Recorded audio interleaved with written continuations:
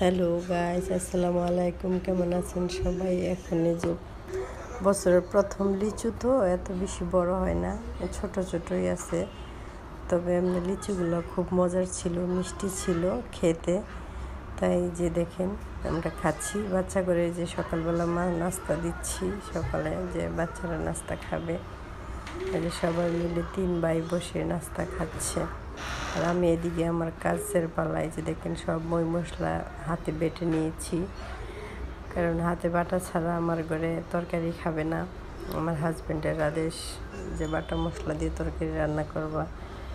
কি করব, হাজব্যান্ড যেটা পছন্দ করে সেটাই করা লাগবে, তাই করি। একটু কষ্ট হলেও রুচি করে যেহেতু এটা খায় সেটাই করা লাগবে, তাই সেটাই করি। দিয়ে দিলাম এক এক করে সব মশলা দিয়ে দিচ্ছি। এখন হাতে একটু মেখে নিব।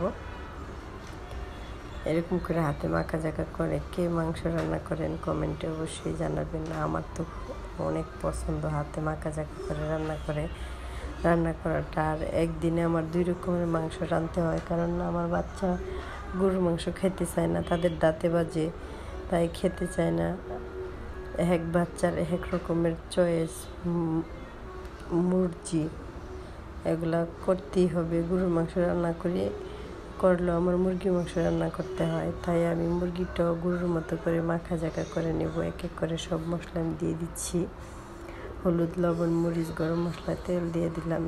দিয়ে আমি গরুর মাংসের মতো এই মুরগিটাও আমি এরকম করে মাখা জাখা করে রান্না করি। এটা খেতে অনেক ভালো লাগে। এই যে গরুর মাংসটা বসায় দিলাম। আমি একটা সস ব্যবহার করছি, সসটা দেওয়াতে মাংসটা রান্নাটা অনেক টেস্ট আছে। গরুর মধ্যে আমি একটা দিয়ে দিলাম, 2টার মধ্যে আমি 2টা প্যাকেট দিয়ে দিচ্ছি। এদিকে আমি যে মাখা জাখা করে একটু রেখে দিয়েছিলাম মুরগিটা, এখন আমি দিয়ে দিচ্ছি তেলের মধ্যে। এটা একটু ভাজা ভাজাও হবে, কষানো হবে, একসাথে 2 কাজ হয়ে যাবে। এটা অনেক ভালো লাগে। এরকম করে আমি রান্না করি, ভাজি না, কারণ ভাজলে মাংসটা শক্ত হয়ে যায়, তখন আর মই মশলাটা ঢুকে না। আর এরকম কাঁচা হাতে মেখে এরকম করে রান্না করলে সেটা অনেক ভালো, রান্না আসে ভালো। এই যে এদিকে আমার গরুটাও কষানো হচ্ছে, জল দিয়ে দিচ্ছি আমি। দেখেন এর এইদিকে আরেকটা মশলা কষাচ্ছি আমি। এটা একটু বোনা খিচুড়ি রান্না করব। আমার বাচ্চারা বোনা খিচুড়িটা খুবই পছন্দ করে, আমারও সেটা ভালো লাগে, আমার হাজব্যান্ডও পছন্দ করে। গরু মাংস, মুরগির মাংস এগুলো দিয়ে বোনা খিচুড়িটা খেতে খুবই মজার হয়। এই যে দেখেন ঝরঝরা হয়ে গেছে, ঝরঝরা করে এরকম করে আমি রান্না করি, সেটা অনেক ভালো লাগে।